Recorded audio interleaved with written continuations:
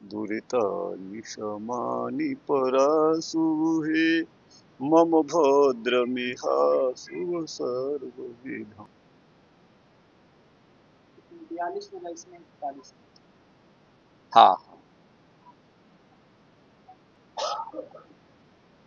ब्रह्मसूत्र निम्बार्क भाष्यम 3:3:41 तन्निर्धारणा नियम तदृष्टे पृथग्भ्य प्रतिबंध फलम तत् निर्धारणा नियम।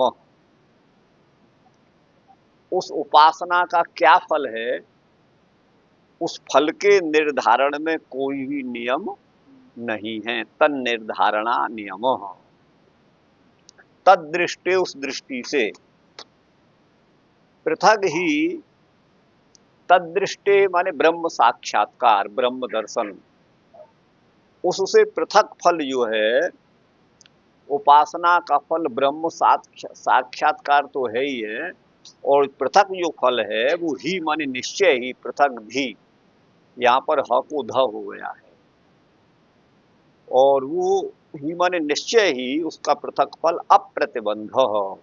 ब्रह्म साक्षात्कार में जो प्रतिबंधक हैं, जो विरोधी हैं, उनका विनाश, उनका अभाव करना, ये जो है दूसरा फल है, अपृथक फल है। पृथक सूत्र का ये अर्थ है, सूत्र में। तो तत् निर्धारणा नियम, उपासना के फल का निर्धारण करने का कोई नियम नहीं है।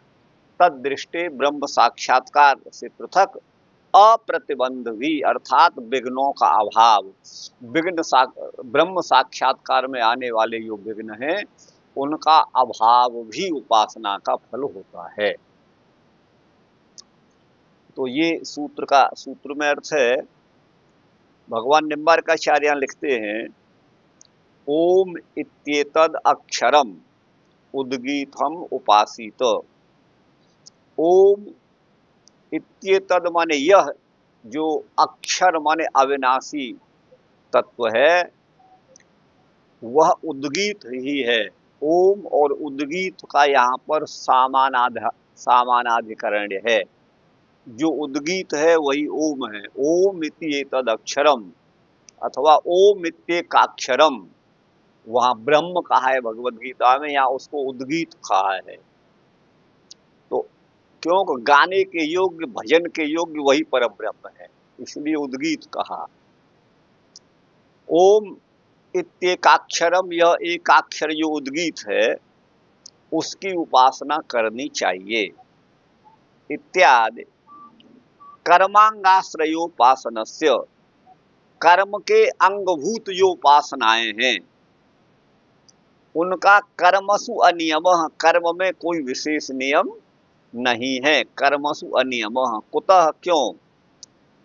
तेन उभौ कुरुतो यश्च एतदेवं वेद यश्च नैवं वेद इति श्रुतौ तस्य अनियमस्य दर्शनात्।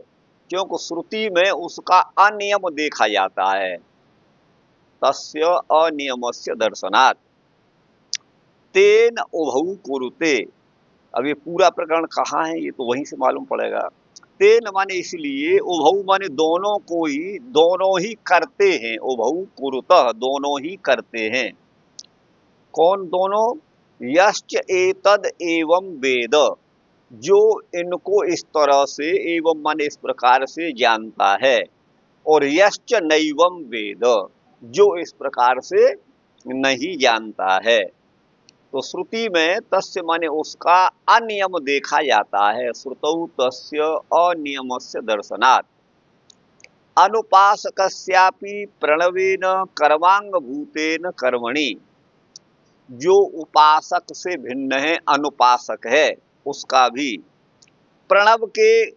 प्रणवेन कर्मांगभूतेन, किसी भी कर्म का अंगभूत जो प्रणव माने ओम है, उस कर्म में कर्तृत्व श्रवणात्, अनुपासक का भी कर्तृत्व सुना जाता है। जो उपासक नहीं है वह भी ओम आदि का उच्चारण करता है। इसलिए उपासन कर्मसु अनियतत्वम, उपासना के कर्म में कोई नियतता नहीं है, निश्चय की जा सकती।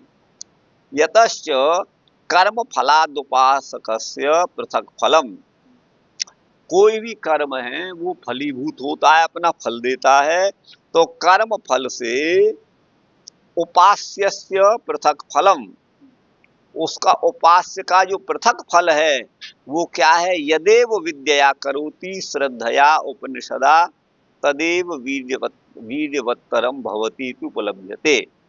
जो भी कर्म विद्या माने ज्ञान पूर्वक किया जाता है, जिस कर्म को कोई विद्या माने ज्ञान पूर्वक करता है, श्रद्धा पूर्वक करता है, और उपनिषद माने रहस्य पूर्वक, रहस्य ज्ञान पूर्वक उसको करता है, तदेव वीर्यवत्तरम भवती, वही कर्म बलवत्तर होता है, इत्यादि उपलब्धते, ऐसा उपलब्ध होता है।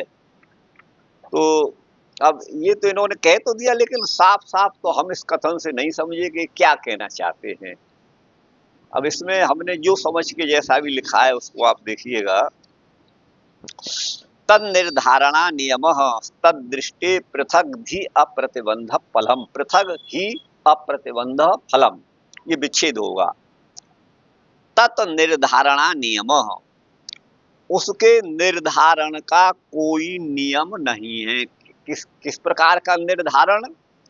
उपासना का फल ब्रह्म साक्षात्कार है, अथवा ब्रह्मानुभव में, ब्रह्म साक्षात्कार में आने वाले अंतराय माने विघ्नों का अभाव उपासना के द्वारा होता है। इस प्रकार का कोई नियम नहीं है। यही निर्धारित किया जाए उपासना का फल केवल ब्रह्म साक्षात्कार है, ये निर्धारित हो गया, ठीक है ना। अनेकों में से एक को छांटना, पृथक करना, वो निर्धारण है, आप समझिए। तो उपासना का फल ब्रह्म साक्षात्कार भी है, और उसका पृथक फल जो है अप्रतिबंध माने प्रतिबंधों का विनाश भी है, प्रतिबंधों का अभाव भी है। तो उसी को कहते हैं तन निर्धारणा नियम। केवल एक ही फल मिलता है उपासना का, या तो ब्रह्म साक्षात्कार होता है, अथवा ब्रह्म साक्षात्कार में आने वाले विघ्नों का अभाव होता है। तो इनका दोनों में से किसी एक का निर्धारण नहीं किया जा सकता। तन निर्धारणा नियम, उनके निर्धारण का कोई नियम नहीं है। तद दृष्टे है, परमात्म साक्षात्कार से, तद दृष्टि, तद ज्ञान, दृष्टि माने दर्शन, तद दृष्टे माने ब्रह्म दर्शन से, ऐसा कहना चाहिए था, अथवा बात तो एक ही है। हाँ, ब्रह्म साक्षात्कार से, पृथक माने अलग है, ही माने निश्चय ही, अप्रतिबंध माने प्रतिबंध माने विघ्न का अभाव रूपी फल, वो पृथक फल है। उन दोनों में से किसी एक का निर्धारण नहीं किया जा सकता। उपासना से केवल ब्रह्म साक्षात्कार होता है, ये भी नहीं कहा जा सकता, अथवा प्रतिबंधों का विनाश होता है, ये भी नहीं कहा जा सकता। दोनों ही फल हैं, ऐसा मानना चाहिए, वो पृथक फल है। सूत्र साफ हो रहा है प्रभु जी इससे? हाँ। अब आगे उपासना के फल को के फल का निर्धारण का कोई नियम नहीं है, ठीक है ना। उपासना के फल को मैंने लिख दिया है, फल का, उपासना के फल के निर्धारण, यहाँ यही है, फल के निर्धारण का कोई नियम नहीं है, क्योंकि ब्रह्म साक्षात्कार से प्रतिबंध का अभाव रूपी फल पृथक है। सूत्र साफ हो रहा है गुरु भाई। उपासना का फल ब्रह्म साक्षात्कार है, तथा इससे पृथक फल प्रतिबंध का विनाश भी है। योग दर्शन का अग्रिम वचन भी यही प्रतिपादित करता है। क्या योग दर्शन क्या कहता है? ततः प्रत्यक चेतनाधिगमो अप्यंतराया भावश्च, योग दर्शन 1:29। ततः माने उस उपासना से, उपासना के होने, पूर्ण होने पर, प्रत्यक चेतनाधिगम, प्रत्यक चेतन माने अंतरात्मा, सभी भूतों की अंतरात्मा जो पर ब्रह्म है, प्रत्यक माने अंतर्गत रहने वाला, अंतर्वर्ती, ठीक है ना, अंदर अंदर विद्यमान प्रत्यक चेतन परब्रह्म है। तो ततः प्रत्यक चेतनाभिगमो भगवान जो है योग दर्शनकार महर्षि पतंजलि कहते हैं कि उस उपासना से प्रत्यक चेतन का माने ब्रह्म का अधिगम माने बोध साक्षात्कार होता है। ततः प्रत्यक चेतनाधिगमो अपि माने और भी क्या, अंतराया भावश्च, अंतराय विघ्न का नाम है, अंतराय माने विघ्न, और दूसरा जो फल है वो उपासना का वो विघ्नों का अभाव भी है। हमारा सटीक उदाहरण बैठ रहा है ये योग दर्शन का। अच्छा, योग दर्शन उपासना से अंतरात्मा का बोध या साक्षात्कार होता है और विघ्नों का अभाव भी होता है। अतः दोनों फलों में किसी एक के निर्धारण का नियम नहीं है, तन निर्धारणा नियम। तो योग दर्शन का सूत्र यहाँ बिल्कुल सटीक बैठता है। अच्छा, योग दर्शन को और विशेष रूप से सांख्य दर्शन का प्राय कर सभी वैष्णवाचार्यों ने और अद्वैतवादी भगवान शंकराचार्य ने पूरी शक्ति लगाकर खंडन किया है। सांख्य को तो दो कौड़ी का भी नहीं माना है, और जहां मौका मिला है वहां पिल पड़े हैं सभी आचार्य माने कपिल पर, और छोड़ा न योग दर्शन को है, किसी दर्शन को छोड़ा नहीं है। अगर कोई थोड़ा बहुत छोड़ा है तो हम कह सकते हैं पूर्व मीमांसाकार को थोड़ा छोड़ दिया है, कुछ बकस दिया है, हम उसे कहें थोड़ा वो थोड़ा हाँ जेमिनी को थोड़ा सा छोड़ दिया है, बाकी तो टारगेट तो वो भी है लेकिन थोड़ा कम है।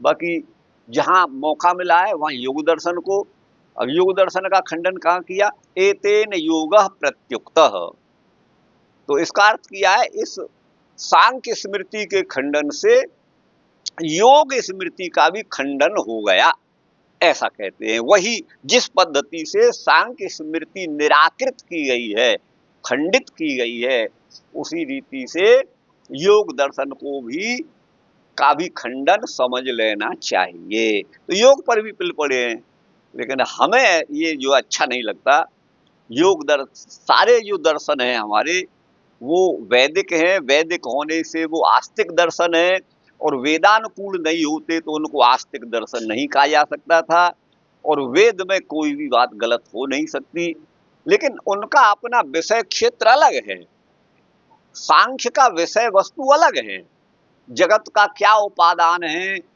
जीवात्मा का क्या स्वरूप है, यही प्रधान रूप से वहां वर्णन है, अन्य वर्णन वहां उस तरह का प्रधान रूप से नहीं है।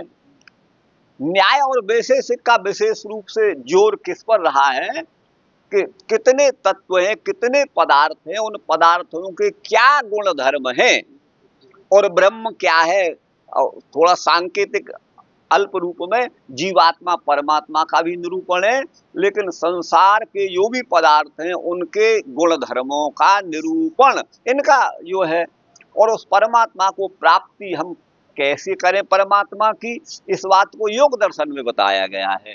जो अष्टांग योग है उस पद्धति के बिना उस प्रत्यक्ष चेतन का अधिगम नहीं हो सकता, परमात्मा का साक्षात्कार नहीं हो सकता। वो बहुत उपयोगी है, आपको बता दें बहुत उपयोगी योग दर्शन भी, कोई इनमें ऐसा कुछ नहीं है जो अनुपादेय है, और अनुपादेय होते ये दर्शन और वेद विपरीत होते तब इनको आस्तिक दर्शन की कोटि में नहीं रखा जा सकता था।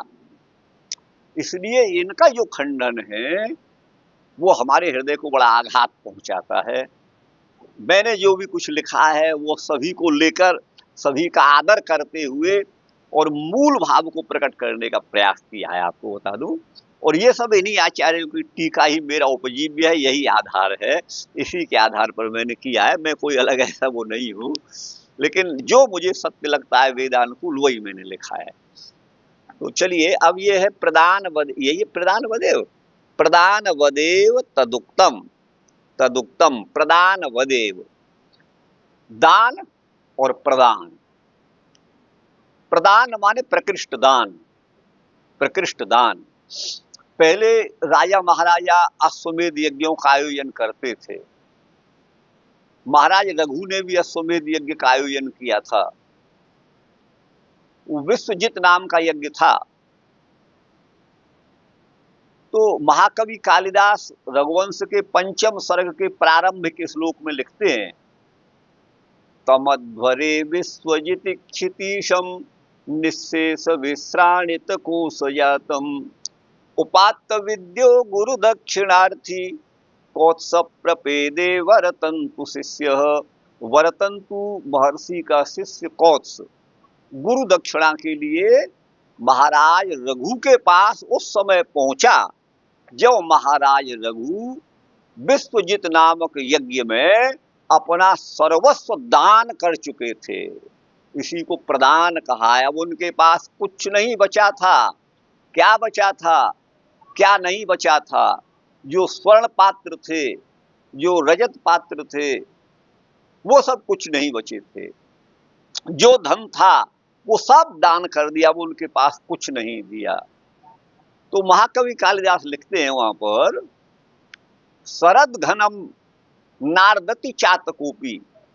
वर्षा के बाद शरद ऋतु आती है और शरद काल के अगर मेघ दिखाई देते भी हैं तो उनमें जल नहीं होता। तो ऐसे मेघों से याचना तो चातक भी नहीं करता, लेकिन कौत्स ने खाली बैठे हुए रघु से वहां याचना कर दी। वो ये उपमा देते हैं वहां पर वहां। तो उसको प्रदान, आखिर प्रदान है क्या? प्रदान क्या है कि यज्ञ में आचार्यों के कारण अथवा यजमान के कारण अथवा अन्य किसी हेतु से यज्ञ कार्य के संपादन में जो न्यूनता रह गई है, जो विगुण उत्पन्न हो गया है, उस न्यूनत्व को दूर करने के लिए दान है। दान कर दिया जाता है अपना शक्ति के अनुसार। और पहले राजा महाराजा रघु जैसे तो सर्वस्व दान कर देते थे, तो इसीलिए उसका नाम प्रदान है। तो प्रदान कर्म जो है जैसे यज्ञ की न्यूनता को दूर करता है, उसी प्रकार से यहाँ भी तदुक्तम उसको समझना चाहिए। प्रदान वदेव तदुक्तम, प्रदान के समान ही उसे कहा गया है। तो ये मतलब क्यों कहा गया है? ये इसलिए कहा गया है कि हमारी उपासना में कोई कमी रह जाती है तो उपासना का फल प्रतिबंध का नाश होता है और ब्रह्म साक्षात्कार भी होता है। लेकिन हमारी उपासना में कुछ कमी रह जाती है तो वो सब दूर हो जाती है। मतलब जो है ब्रह्मार्पण करने से ब्रह्म, हाँ उससे ये इसी भाव में यहाँ कहा गया है। अब ये भगवान निम्बार्काचार्य क्या लिखते हैं, क्या लिखते हैं? दहरस्य गुणिना तदगुण विशिष्टतया गुण चिंतनेपि चिंतनम आवर्तनीयम इंद्राय राज्ञे पुरोडासम एकादश कपालम निर्वपेत इंद्राय अधिराजाय स्वराज्ञे इति पुरोडास प्रदानवत तदुक्तम नाना वा देवता पृथक ज्ञानाद इति। इसका भाव है दहरस्य। अभी आपने एक दो दिन पहले पढ़ा था, दहर पुंडरीक, अल्प आयतन वाला जो हृदय है, उस हृदय में जो पुंडरीक है, कमल है, वो जहां जीवात्मा के अंदर परमात्मा विराजमान है, ये आपने पढ़ा था। तो वही का जो गुणी है, गुणिनः गुणी है, जो दहर है, वो तदगुण विशिष्टतया उन गुणों से विशिष्ट होता है। तो गुणों का चिंतन करने पर उस गुणी का चिंतन भी आवृत्त होता है ना। गुण चिंतनेपि चिंतनम, उस गुणी का चिंतन भी गुणों के चिंतन से होता है। अब यहाँ ये उपनिषद वचन देते हैं, इंद्राय राज्ञे, माने शासक अथवा राजा इंद्र के लिए जो पुरोडास दिया जाता है वो एकादश कपाल वाला होता है। कपाल वस्तुतः क्या कहते हैं, मिट्टी का सरवा होता है, आपने देखा है ना, उससे छोटा, जो उसे आप कहेंगे दीवला, हमारे ब्रज में बोलते हैं कपाल। तो उन कपालों को अग्नि पर रखकर उसमें सामग्री रख करके पकाया जाता है। तो इंद्र के लिए वो एकादश कपाल जो है उसको दिया जाता है। तो वही भाव है, इंद्राय राज्ञे पुरोडासम एकादश कपालम निर्वपेत, उनको देवे, जो इंद्र अधिराज है, इंद्राय अधिराजाय, स्वराज्ञ जो स्वराज्ञ है, स्वराजा है, अपने राजा हैं, ये पुरोडास के प्रदान के समान है। तदुक्तम, जैसा कहा है, नाना व देवता पृथक ज्ञानाद, देवता अनेक हैं, है ना, पृथक ज्ञानात, उनका पृथक पृथक ज्ञान होने से ये इन्होंने प्रदानवत का कहा है। अब इसमें हमने लिखा है गुरु भाई, प्रदानवत माने प्रकृष्ट दान के समान, एव माने ही तदुक्तम वह कहा गया है, यज्ञ संपन्न कराने वाले ब्राह्मणों को दी जाने वाली दक्षिणा यज्ञ की न्यूनता या वैगुण्य का निवारण करती है, साथ ही यज्ञ को पूर्ण करने का साधन भी होती है। यज्ञ की पूर्ति भी तभी होती है जब हम याजकों को संतुष्ट कर देते हैं दक्षिणा से, दान से, और यज्ञ भी तभी पूर्ण होता है। तो प्रदान जो है दोनों कार्यों को करता है, ऐसे ही उपासना दोनों कार्यों को करती है, ब्रह्म का साक्षात्कार भी होता है और विघ्नों का विनाश भी होता है। संगति बैठी कि नहीं गुरु भाई? बैठ गई ना? तो प्रदान वदेव तदुक्तम, अब आपको साफ हो गया होगा। अच्छा, यज्ञ को पूर्ण करने का साधन भी होती है और वैगुण्य का निवारण भी करती है।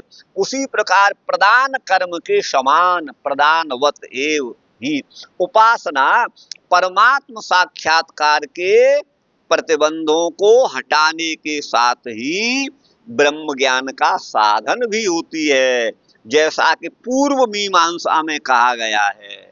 यहां हमने पूर्व मीमांसा से लिखा है, दीक्षा दक्षिणम तु वचनात् प्रधानस्य, अर्थात दीक्षा एवं दक्षिणा प्रधान कर्म का ही अंग होती है। दीक्षा और दक्षिणा प्रधान कर्म का ही अंग होती है। दीक्षा एवं दक्षिणा का प्रधान कर्म के साथ संबंध होता है, तद्वत प्रतिबंध निवृत्ति एवं ब्रह्म साक्षात्कार का उपासना से संबंध होता है। प्रदान वदेव तदुक्तम, शायद इसी आशय से हमें ऐसा लगा कि यही आशय है। अब ये इससे तो हम नहीं समझ पाए क्या कहना चाहते हैं, क्या है ये।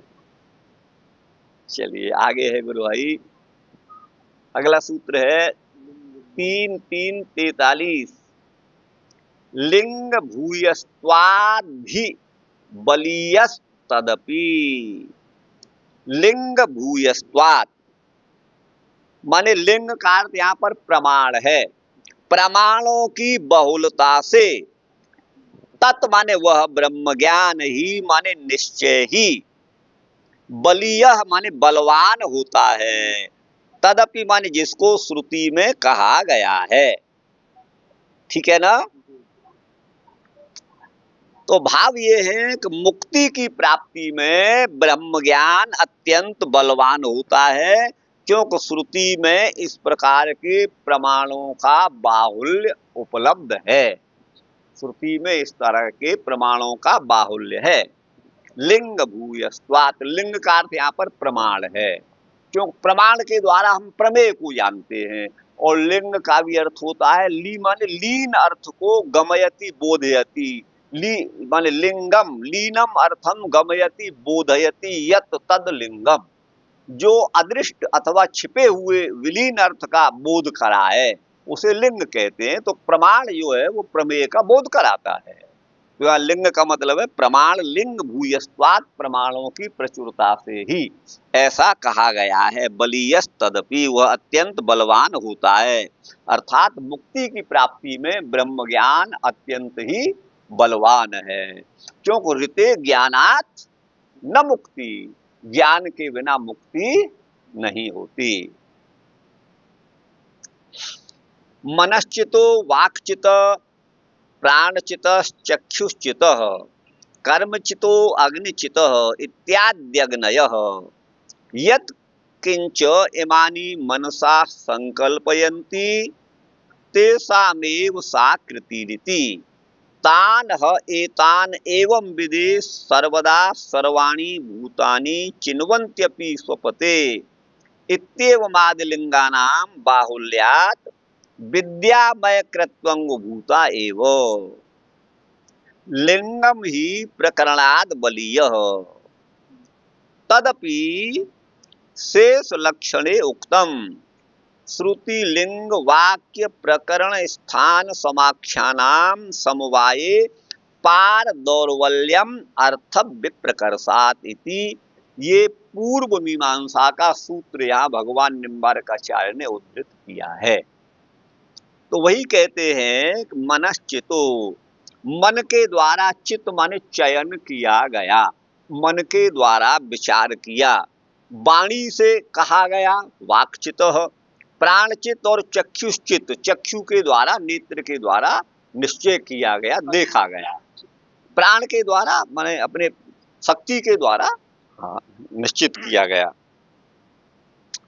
ये जो इत्यादि जो अग्नि है, अब अग्नि का जो चयन होता है ना, उसके संबंध में ये कह रहे हैं यत किंच इमानी मनसा संकल्पयंती, और जो कुछ ये मन से संकल्प करते हैं तेषामेव साकृति, वही उनकी क्रिया में आता है। जो मन में होता है वही क्रिया के द्वारा बाहर प्रकट होता है। जिसके मन में किसी का स्वागत करना है तो वो अपनी क्रिया के द्वारा प्रकट कर देता है, हाँ मैं इसका स्वागत कर रहा हूँ माला आदि से, तो वही है।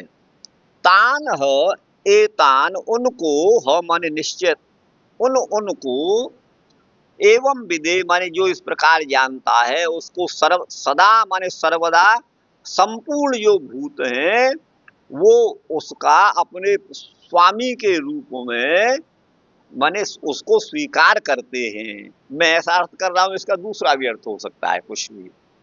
तो अच्छा, इत्येवमादि लिंगानाम बाहुल्यात, इस प्रकार के लिंगों का बाहुल्य होने से विद्यामय जो क्रतु है, उपासनामय जो क्रतु माने क्रिया है, वो उनके अंगभूत ही हैं। लिंगम ही प्रकरणाद बलीयः, जो लिंग होता है वो प्रकरण की अपेक्षा बलवान माना गया है। प्रकरण को छोड़कर भी जो लिंग के अनुसार निर्धारित होता है वह माना जाएगा। प्रकरण से लिंग बलवान होता है। तदपि शेष लक्षण, वह भी शेष लक्षण में यहाँ कह दिया गया है। क्या कहा है?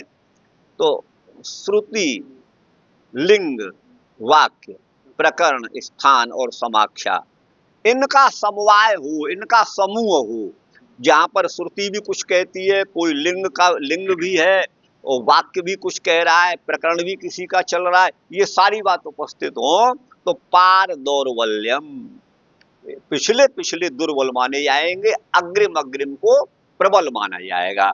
अर्थात श्रुति की अपेक्षा लिंग, वाक्य, प्रकरण, स्थान, समाख्या सब जो है हीन बल वाले होते हैं। श्रुति बलवती होती है और श्रुति के बाद लिंग आया, ठीक है ना, लिंग से भी वाक्य, प्रकरण, स्थान, समाख्या दुर्बल होते हैं और वाक्य की अपेक्षा प्रकरण, स्थान ये सब होते हैं और स्थान की अपेक्षा समाख्या ये दुर्बल होते हैं। ये पार दौर्बल्यम, पूर्व पूर्व से पिछला पिछला जो है वो दुर्बल होता है, ऐसा समझना चाहिए।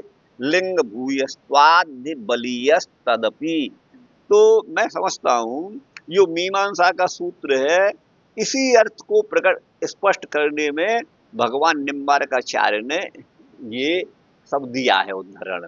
माने इसका वर्ण विषय यही, इसी सूत्र को लेकर के यहाँ जो है माने इसी मीमांसा सूत्र की पुष्टि में मानो इस वादरायण सूत्र का, इस वेदांत के सूत्र का पर्यवसान कर दिया है भगवान निम्बारकाचार्य ने। तो अब यहाँ देखिए, लिंग भूयस्त्वात् बलीयस तदपि, लिंग माने प्रमाणों की बहुलता से, प्रचुरता से, तद माने वह ब्रह्म ज्ञान, ही माने निश्चित ही, बलीय बलवान है। माने ऐसे प्रमाण, हमको अनेक प्रमाण उपलब्ध होते हैं जो ये सिद्ध करते हैं कि ब्रह्म ज्ञान बलवान है। ब्रह्म ज्ञान सभी ज्ञानों से श्रेष्ठ है, हर चीज से श्रेष्ठ है, ये मतलब है। ऐसा लिंग भूयस्त्वात् प्रचुर प्रमाण हमको उपलब्ध होते हैं। तदपि माने वह भी श्रुति में कहा गया है। मुक्ति की प्राप्ति में ब्रह्म ज्ञान अत्यंत बलवान होता है, यह प्रमाणों के बाहुल्य से जाना जाता है। इस तथ्य का प्रतिपादन वेद में किया गया है। ब्रह्मवेद ब्रह्मैव भवति। अब यहाँ इसका अर्थ करते हैं, जो ब्रह्म को जानता है वो ब्रह्म ही हो जाता है, फिर तो ब्रह्म बढ़ता जाएगा, जुड़ते जाएंगे ब्रह्म में मुक्त होकर के, वो ब्रह्म बढ़ता जाएगा और जीव का अस्तित्व नष्ट होता जाएगा। जब जीव ब्रह्म ही बन गया तब तो जीव भाव का तो विनाश हो गया। हाँ, ये मुंडक का है 3-2-9। तो सब जो जो जो जीव ब्रह्म को प्राप्त करेंगे वो तो ब्रह्म हो गए, अब वो जीव तो रहे नहीं। तो जीव को अविनाशी जो कहा है, ईश्वर अंश जीव अविनाशी, उसका यहाँ पर जो है खंडन होता है। दूसरी बात, भगवत गीता 15वें अध्याय में ममई वांसो जीवलोके जीवभूत सनातन, वह जीव को सनातन तत्व कहा है, और सनातन का कभी अभाव हो नहीं सकता। तीनों कालों में जिसकी समान हमेशा स्थिति रहती है वो तत्व सनातन है। तो सनातन कहाँ रहा, जब मुक्त होकर के उसका स्वरूप का ही विनाश हो गया। लेकिन ऐसा नहीं है, इसका ये अर्थ नहीं है जो प्रचलित अर्थ किया जाता है कि ब्रह्म को जानने वाला ब्रह्मैव भवति। ठीक है ना? इसका ये अर्थ है ब्रह्म को जो जानने वाला है ना, वह ब्रह्म रूप मोक्ष को प्राप्त करता है। या दूसरे ब्रह्म का अर्थ मोक्ष है। ब्रह्म वेद ब्रह्म को जो जानता है, अथवा इसका दूसरा अर्थ ये होगा, ब्रह्म माने वेद को, जो वेद माने जानता है वह ब्रह्म भवति, वह मोक्ष को प्राप्त होता है। माने वेद ज्ञान के अनुसार जो अपने जीवन को आगे बढ़ाता है, चलाता है, वह मुक्ति, ब्रह्म रूप मुक्ति को प्राप्त करता है। ब्रह्मवेद ब्रह्मैव भवति, ब्रह्म एव भवति, अर्थात वह मुक्त ही हो जाता है। कैसे? ब्रह्म रूप मोक्ष को ये कह रहा हूँ, जो मोक्ष है वो ब्रह्म ही है। ब्रह्म से मोक्ष से मोक्ष का क्या मतलब है? मुक्त, सबसे पृथक, तो प्रकृति के बंधन से अलग हो जाता है जीवात्मा, बस वही है और कुछ नहीं है। हाँ, ब्रह्म एव माने मुक्त ही, ब्रह्म एव माने मुक्त ही। दूसरा, अरे वो होता है ना, ब्रह्म मुक्ति का पर्यायवाची है ना, और क्या, ब्रह्म मुक्त का पर्यायवाची है। और आप इसे भी नहीं मानेंगे तो ब्रह्म का मतलब है बड़ा। वो जीवात्मा अन्य सभी की अपेक्षा, बद्ध जीवों की अपेक्षा, प्रकृति की अपेक्षा महान हो जाता है। ब्रह्म माने महान हो जाता है, ऐसा आप कर लीजिए। ब्रह्म माने बड़ा, वो सब अपने शक्ति में, सामर्थ्य में, और मतलब दुखों का अभाव नितराम होने से वह अन्य की अपेक्षा बृहद हो जाता है। ब्रह्म एव भवति, वह बड़ा ही हो जाता है, उसकी न्यूनता समाप्त हो जाती है। न कि जो है जीव ब्रह्म बन जाएगा, ऐसा नहीं है। जीव ब्रह्म बनेगा तो फिर मामला गड़बड़ हो जाएगा, तो अनेक मुक्तों का समूह ही जीव माना जाएगा, उसकी पृथक सत्ता नहीं रहेगी। जो वस्तु दो हैं वो दो ही रहेंगी, वो एक नहीं हो सकती, आपको बता दें, एक नहीं हो सकती है। अच्छा, जो ब्रह्म को जानता है वह ब्रह्म रूप मोक्ष को प्राप्त करता है। अच्छा, अब यहाँ इसके समर्थन में क्या लिखा? तमेव विदित्वाति मृत्युमेति, यजुर्वेद 31:8। उस परमात्मा को जानकर ही अति मृत्युमेति, मृत्यु के पार जाता है, अर्थात अति मृत्यु माने मोक्ष को प्राप्त करता है। उस परमात्मा को जानकर ही, यजुर्वेद 31:8। हाँ, तमेव विदित्वाति मृत्युमेति। अच्छा, ये उपनिषद में भी है, तमेव विदित्वाति मृत्युमेति नान्य पंथा विद्यते अनाय, ये है। उस परमेश्वर को जानकर ही मोक्ष को प्राप्त करता है ना। ऋते ज्ञानान्न मुक्ति, ब्रह्म ज्ञान के बिना मुक्ति नहीं हो सकती। अतः मोक्ष का साधन ब्रह्म ज्ञान है। ठीक है ना। इसके अनेक प्रमाण शास्त्रों में उपलब्ध होते हैं। ठीक गुरु भाई, ये अर्थ हमने लिखा है। अब ये इसमें अगला क्या है? हम्म,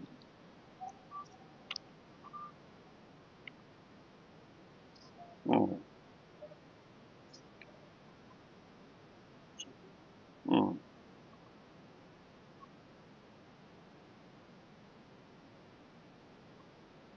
हम्म,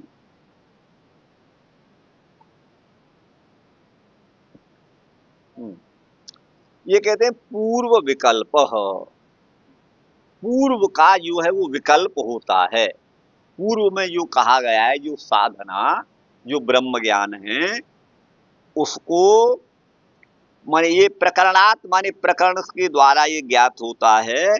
पूर्व विकल्प, पूर्व का विकल्प होता है। अर्थात पूर्व का मतलब है ब्रह्म प्राप्ति के पूर्व अथवा ब्रह्मोपासना के पूर्व में किए गए जो शुभ कर्म हैं, और उन शुभ कर्मों के द्वारा होने वाला जो ज्ञान है,